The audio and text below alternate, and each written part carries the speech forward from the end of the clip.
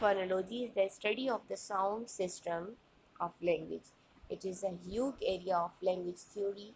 On one hand, phonology is concerned with anatomy and physiology, the organs of speech and how we learn to use them.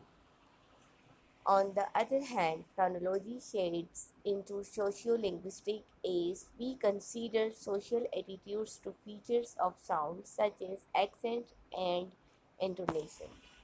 Language scientists have a very detailed understanding of how the human body produces the sound of speech, leaving to one side the vast subject of how we choose particular utterance and identify the sounds we need.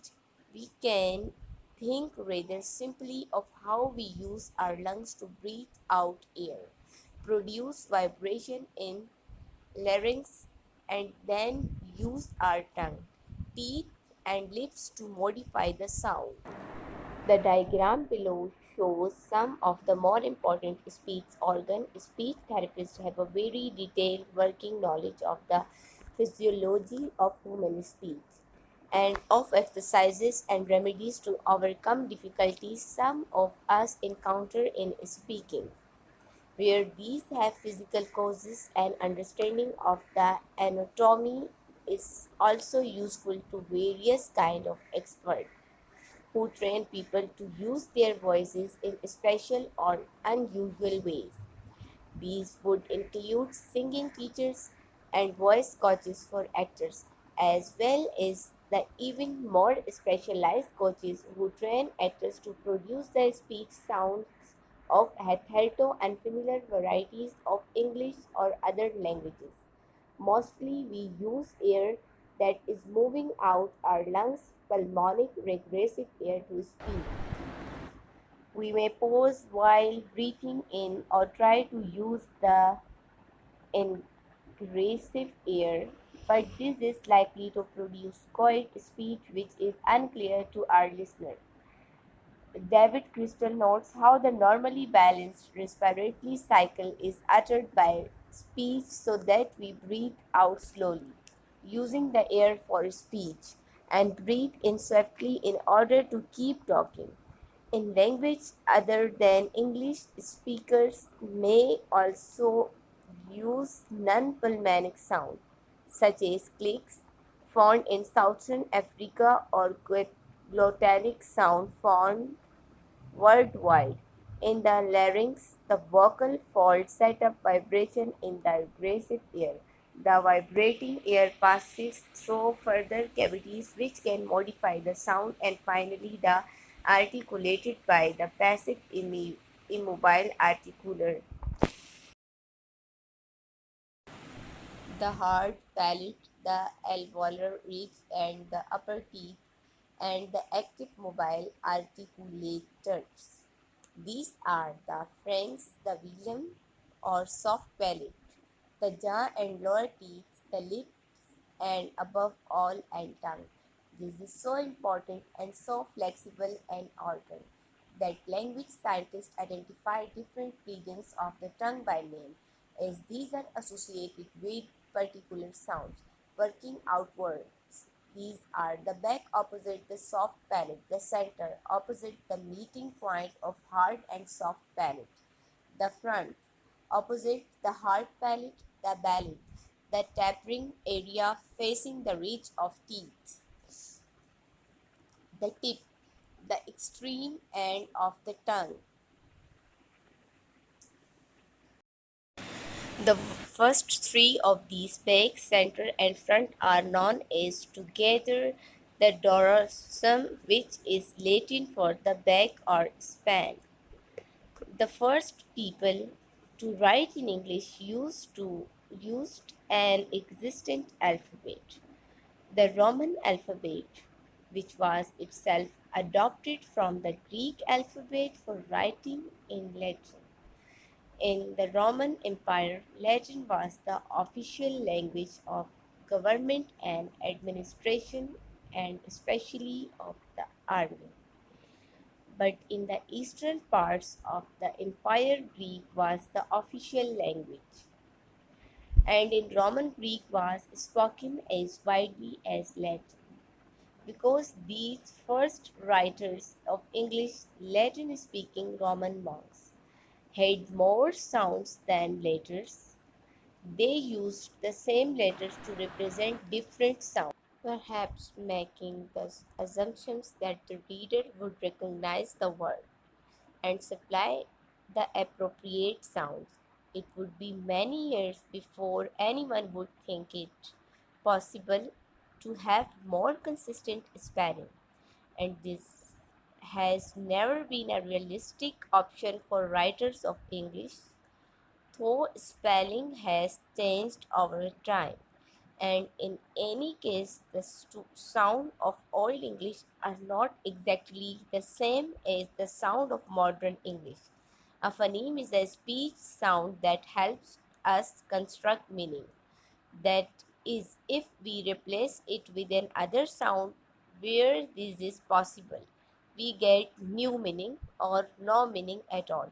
If I replace the initial consonant R from rubber, I can get double or hubble or meaningless form like fubble or the same thing happens if I change the vowel and get rubble, rebel, rebel, and the nonsense from robble.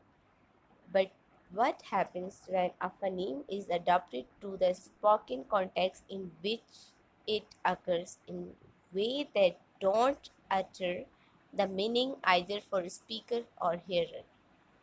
Rather than say these are different phonemes that share the same meaning, we use the model of allophones, which are variant of a phoneme. Thus, if we isolate the l sound in the initial position in lick and in the terminal position in ball, we should be able to hear that the sound is physically different as is the way our speech organ produce it. Technically, in the sound case, the back of the tongue is raised toward the velum or The soft initial palate. sound E Sound is called clear, while the terminal E sound is sometimes called a dark E. Consonant and vowels each have two related but distinct meanings in English. In writing of phonology, you need to make the distinction clear. When you were younger, you may have learned that B, C, D, F, and so on are consonant while A, E, I, O, U are vowels. And you may have wondered about why. In this case, consonants and vowels donate the letters that commonly represent the relevant sound. Phonologists are interested in vowel and consonant sound and the phonetic symbols that represent these. The sound of English. Vowels. English has 12 vowel sound. These schemes show the following arrangement. front vowels E, cream, seen. Long high front spread vowel I, bit, silly. Short high front spread vowels A, bat, head. Short mid front spread vowel. This may be also shown by the symbol of a, cat, dead. Short low front spread vowel. This may be also shown by central vowel a, burn, firm. Long middle central spread vowel. This may be also shown by the symbol a, about, clever. Short mid central spread vowel. This is sometimes known as schwa or the natural vowel sound. It is never occur in a stressed position. A, cut, nut. Short low front spread vowel. This vowel is quite uncommon among speakers in the Midlands and further north in Britain. Back vowels. Oo, goob, glue, long high back rounded vowel. Put, soot, short high back rounded vowel, also shown by the symbol O. Corn, fawn, long mid back rounded vowel, also shown by the symbol like this O. Dog, rotten, short low back rounded vowel, also shown by a. Hard, far, long back spread vowel. Diphthongs. Diphthongs are the sounds that begin as one vowel and end as another, while gliding between them. For this reason, they are sometimes described as glide vowels. Consonants. We form consonant by controlling or impeding the aggressive outward flow of air. We do this with the articulators from the glottis past the velum, the hard palates and alveolar ridge, and the tongue to the teeth and lips. The sound results from the three things: voicing, causing the vocal cords to vibrate, where the articulation happens, how the articulation happens, how the airflow is controlled. Syllable. When you think of individual sounds, you may think of them in terms of syllable. These units of phonological organization smaller than words. Alternatively, think of them as unit of rhythm. Although they may contain several sounds, they combine them in ways that create the effect of unity. Some words have a single syllable, so they are monosyllables or monosyllabic. Others have more than one syllable and are polysyllables or polysyllabic. Supraximantal.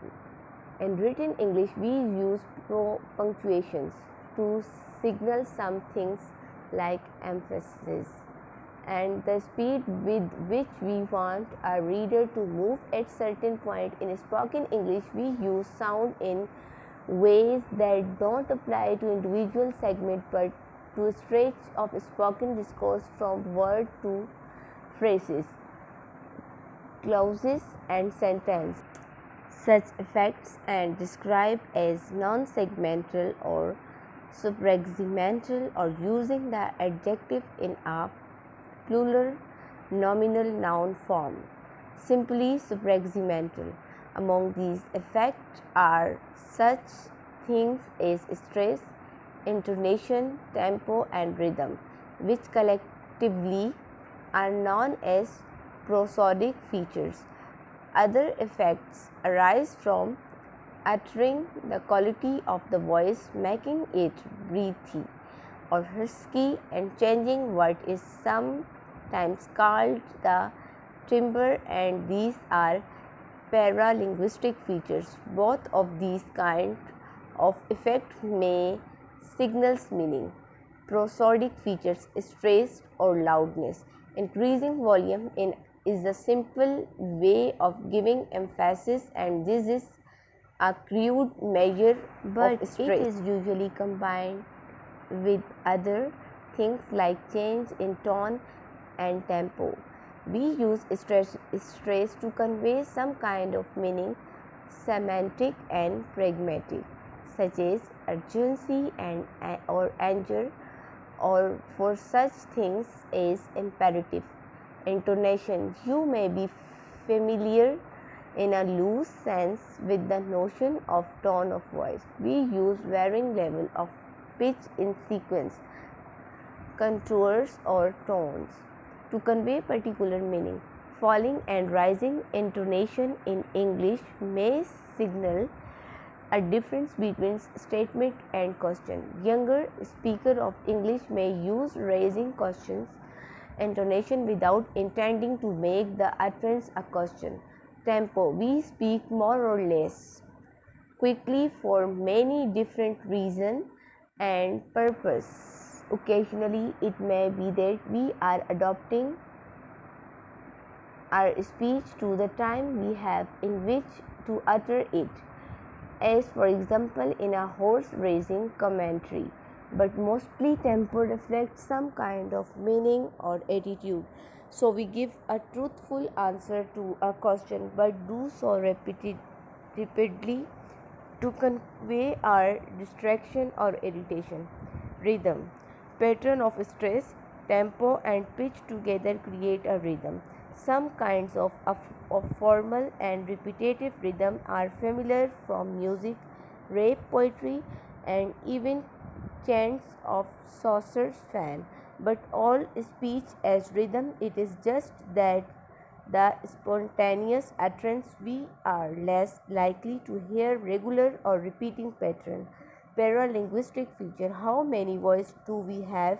We are used to putting on silly voice. We may adopt it our voice for speaking to babies or suggest emotion, excitement or desire. These effects are familiar in drama where the use of a stage whisper may suggest something clandestine and conspiratorial. Nasal speech may suggest disdain, though it is easily exaggerated for comic effect. Such effects are sometimes described as timbre or voice quality. We all may use them sometime, but they are particularly common among entertainers such as actor or comedian. This is not surprising as they practice using their voice in unusual way to represent different characters. Accent. Everyone's use of the sound system is a unique and personal. And few of us use sounds consistently in all contexts. We adopt to different situations. We rarely adopt our sound alone. More likely, we might our language in the popular sense by attending to our lexical choice, grammar, and phonology. Most human beings adjust their speech to resemble that of those around them. This is very easy to demonstrate as when some view words from broadcasting serve a wave of popularity before settling down in the language more modestly or passing out of use again. Self correcting interactive test to practice English vowel and consonant sound. Hello friends, it was my phonology notes which I read for you. If it is helpful for you, so please like the video and press the bell icon of my channel and subscribe my channel please.